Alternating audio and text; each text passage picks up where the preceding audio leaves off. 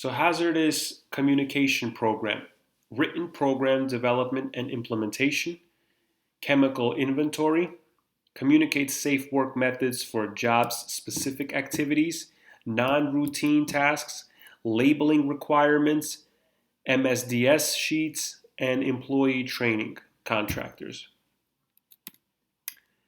Machine guarding is going to be a part of this program. Make sure that machine guarding is placed and tested for proper function when removed for maintenance, and review electrical and mechanical interlocks to see if they work properly. So this last presentation is like almost like a summary. A lot of it is stuff that we've already learned, so it's just kind of a refresher again, because this is kind of the core of the safety management. So very important slide, and something to really go over. So review electrical mechanical interlocks. Okay, we said that. I said that already.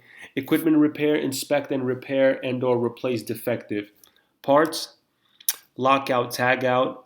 Make sure that you lock out, tag out procedures are established.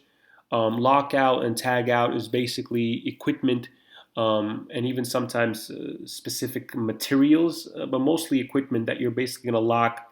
So not everyone has access to that. You'll need some type of a lock combination to open it, to activate that equipment, to get it back into use. Employees trained to do this. Others confined space entry, right? So excavation, heavy equipment, air monitoring. Like, what are we going to use for confined space entry? How are we going to go about excavation?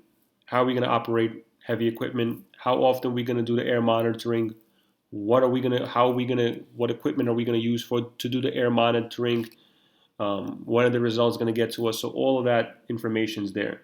So again, a lot of this stuff is something that we've seen on previous slides, but just go over again. Top violations.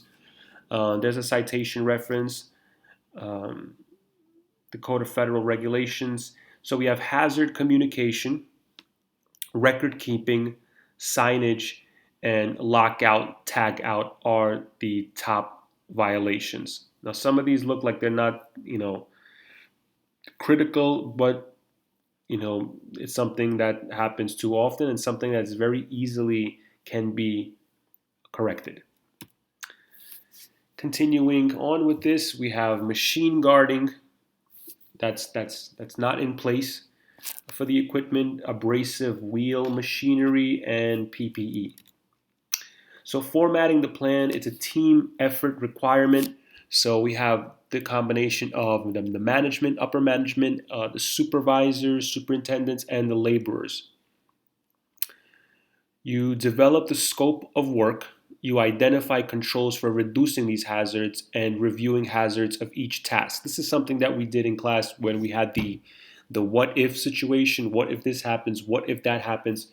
So this happens when you're formulating this safety plan, this program in place. So you want to know what the work's going to entail. You want to know what can go wrong here. What are some hazards we have to look out for, and what are these hazards actually going to be? Like how high is the risk? So we have the physically something can go wrong, chemically hazard, biological hazard. Review facility operations and hazardous materials. Points to consider is details of the plan, the degree of the action required, envision potential incidents, and the review also the previous incidents. Finalizing the plan, user-friendly plan. That's usually the way to go. You don't want to make something too complicated.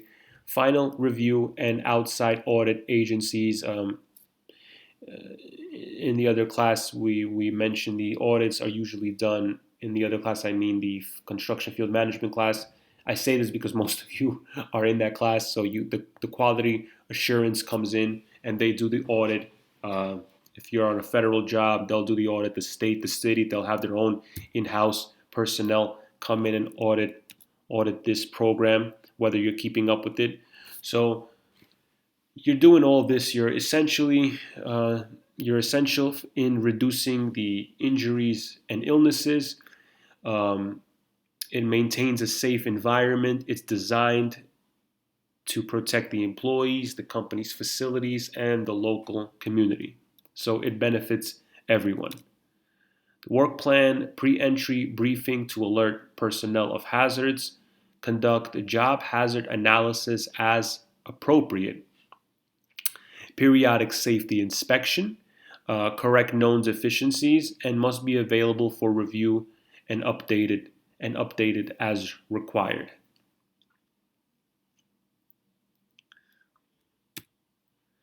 Preparing the scope of work, teamwork, brainstorming, project impact items, redelegating responsibilities, and project review.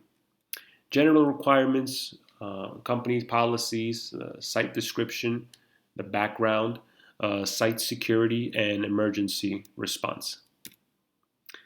Identifying project specific requirements. This is our presentation, our job hazard analysis. So, what do we look for when we create a project specific, or I should say operation specific? We select activities with the highest risk. We break activity into individual components.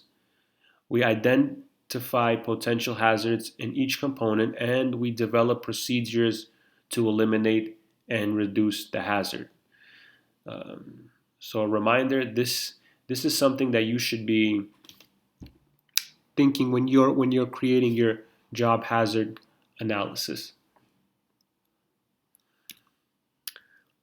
Contractor pre-qualification. Contractor must complete a pre-qualification. So they have to. This was what I was talking about. They have to show their incident rates, the experience modification rates. That was what I was talking about previously with the one, not being greater than one, the EMR rate, the OSHA recordable cases, the general company information, safety programs, medical surveillance programs, and management philosophy.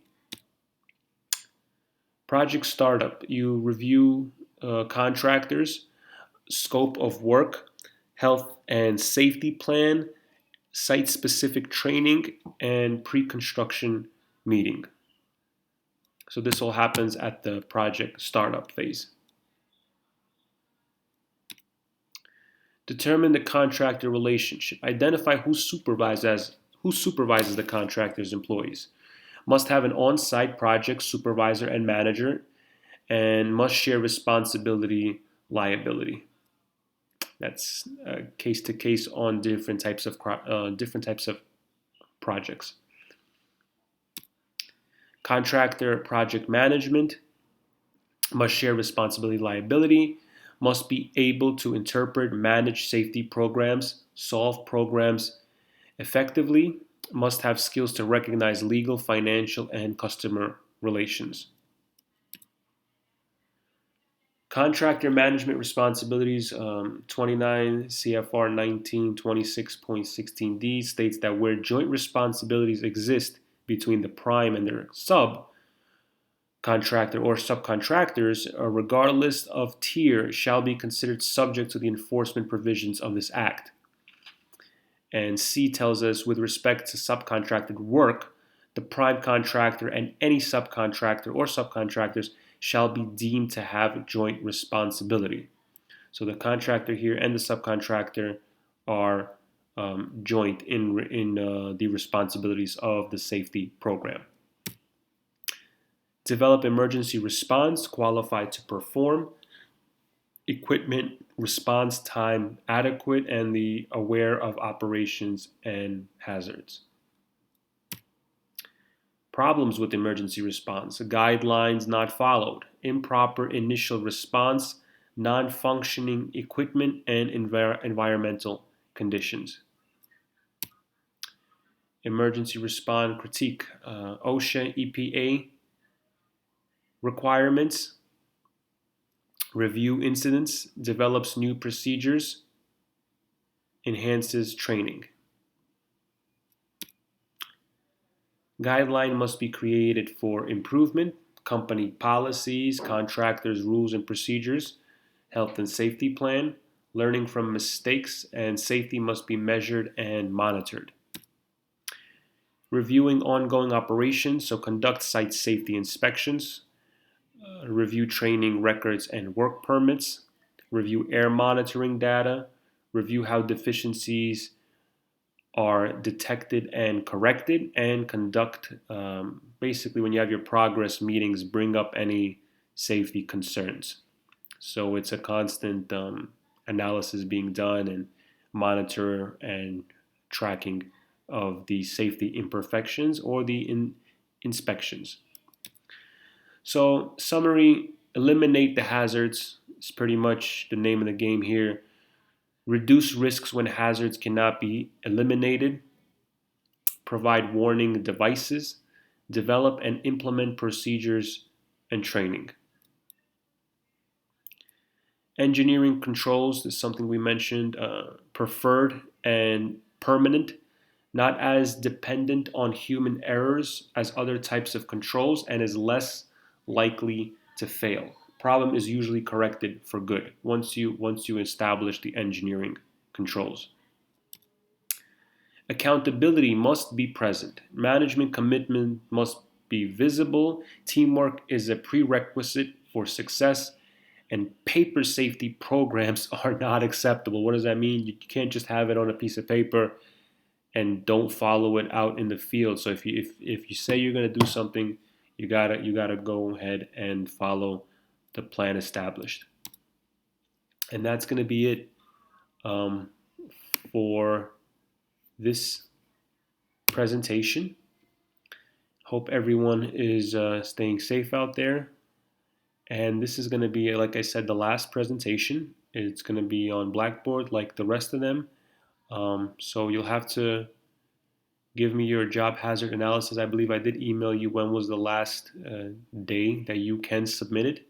And we're going to have a final exam, and then that is it. Okay, everyone. Take care. Bye.